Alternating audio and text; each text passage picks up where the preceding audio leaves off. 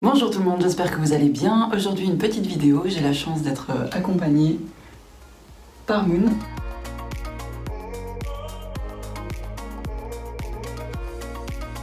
Aujourd'hui un concept un petit peu différent. J'ai choisi de faire un tirage de cartes de Brain Gym pour avoir un exercice aléatoire par rapport aux petites cartes que j'avais créées pour mes séances à partir des 26 exercices de Brain Gym.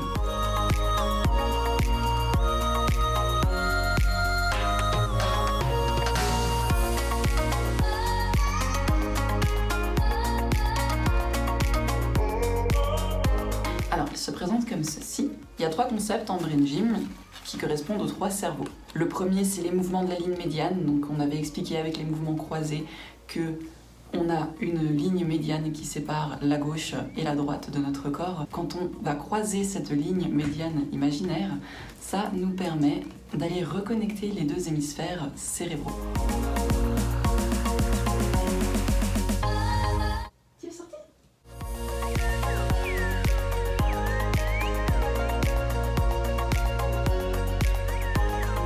Ça va permettre une meilleure coordination, ça va aider à la concentration.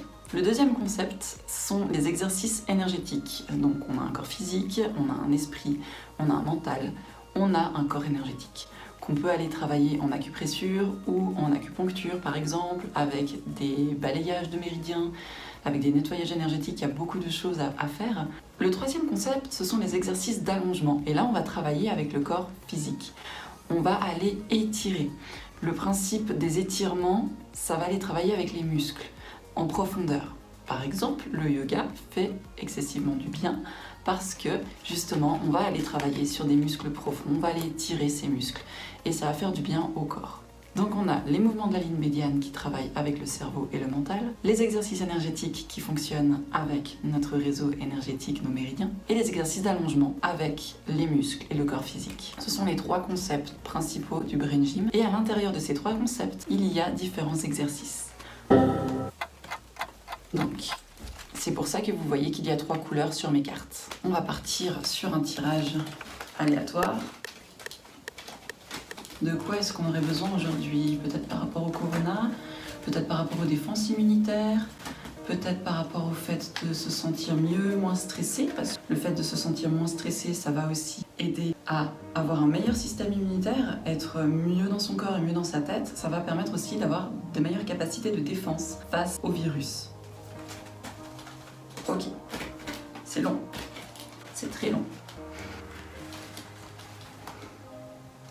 Ok, parfait, les pieds sur terre. Donc ça, c'est un exercice d'allongement. Donc on va passer par un exercice physique. Cet exercice d'allongement s'appelle les pieds sur terre. C'est un exercice qu'on peut retrouver aussi pendant une séance de yoga. Cet exercice décontracte le groupe musculaire psoas iliaque, qui permet la stabilité du corps.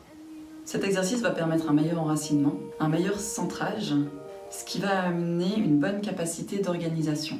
Ça va amener une décontraction du corps et de la vision. Pourquoi de la vision? Parce que les yeux sont entourés de petits muscles qui doivent travailler également. Ça va améliorer également sa capacité respiratoire. En étant plus détendu d'un point de vue musculaire, on est plus détendu aussi avec le muscle principal de la respiration.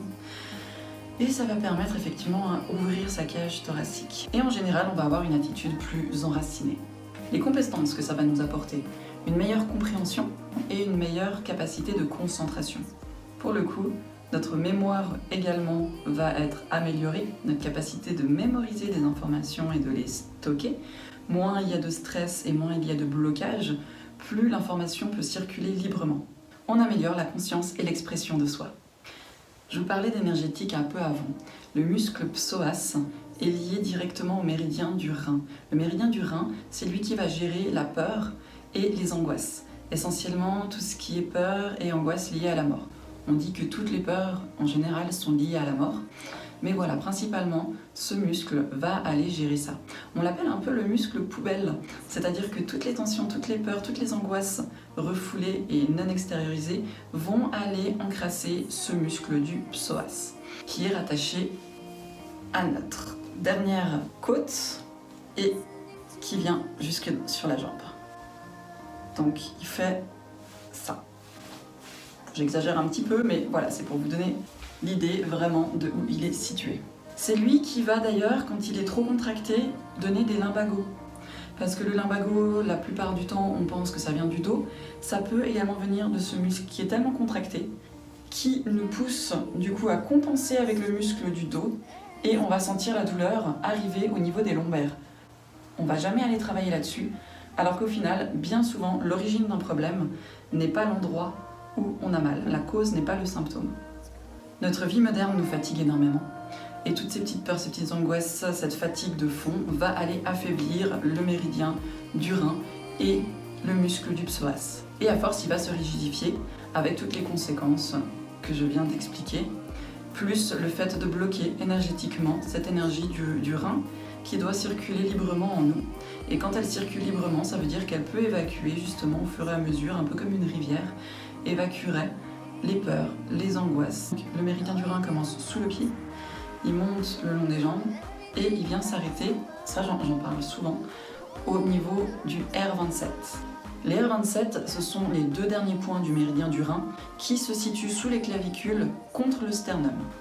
Donc il y a 2 points ici qu'on peut aller travailler également, qui sont des points reset du cerveau, donc qui permettent vraiment d'évacuer toutes les tensions au niveau cérébral, qui permettent de nettoyer également toutes ces petites pensées qui tournent et qui nous mènent nulle part, et d'aller faire diminuer son stress. Donc ça, c'est un petit point bonus du méridien du rein, les R27.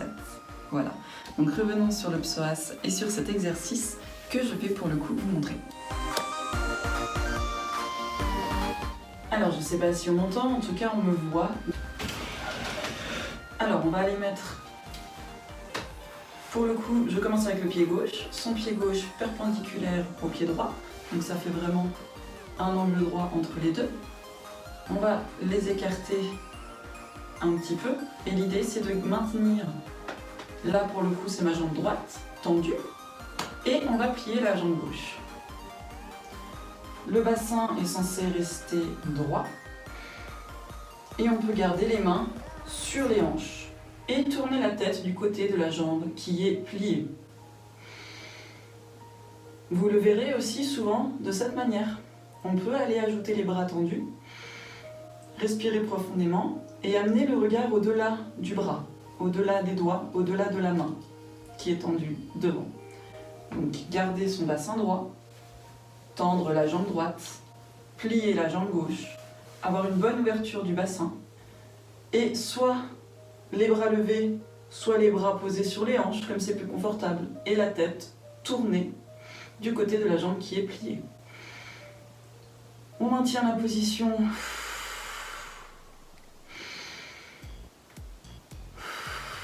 30 secondes à 1 minute. L'idée c'est d'aller bien respirer correctement, de maintenir une ouverture du torse, une ouverture des hanches et de sentir que ça va tirer.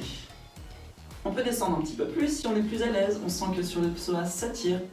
Si on n'est pas très à l'aise avec les mouvements d'étirement, on peut le faire aussi beaucoup plus doucement.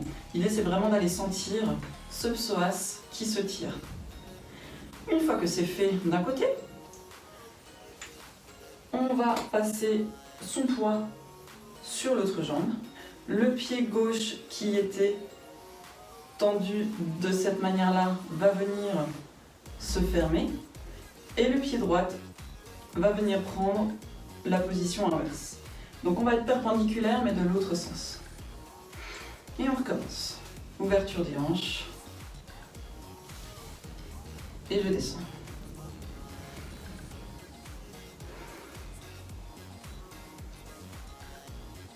La jambe tendue, l'autre jambe pliée, le bassin ouvert, la tête tournée.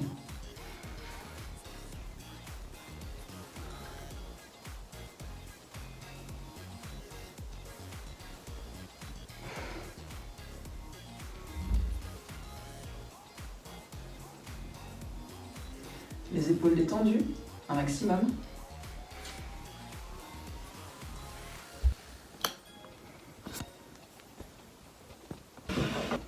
Voilà pour la position des pieds sur terre. On peut la connaître aussi sous le nom du guerrier. Comme c'est un exercice d'enracinement, il va aller travailler sur notre chakra racine également. Le chakra racine, on le visualise de couleur rouge. Si vous êtes sensible à ça et que vous avez envie d'essayer, vous pouvez aussi en le faisant visualiser la couleur rouge. Respirez profondément et sentir ce que ça vous fait au niveau du corps. Toujours faire un petit comparatif avant-après. Et si vous avez des douleurs qui apparaissent, évitez pour l'instant de faire cet exercice ou alors faites-les vraiment en douceur. Le tout, c'est vraiment d'écouter son corps. Moi, je suis un peu essoufflée parce que ça a été travaillé sur mes muscles qui étaient déjà un petit peu fatigués parce que j'ai beaucoup travaillé assis ces derniers jours. Ça fait vraiment du bien de retrouver ce centre d'équilibre et de repositionner son centrage, son équilibre, ses pieds sur terre. Ça permet un meilleur enracinement. Ça va vraiment me permettre de me poser pour la journée. Et déjà, je peux ressentir... Bon, lui, il n'est pas posé par contre.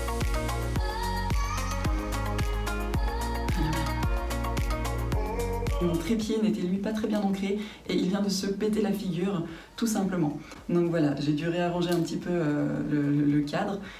Voilà, de toute manière, arrête avec les voilà. Cette vidéo est à présent terminée.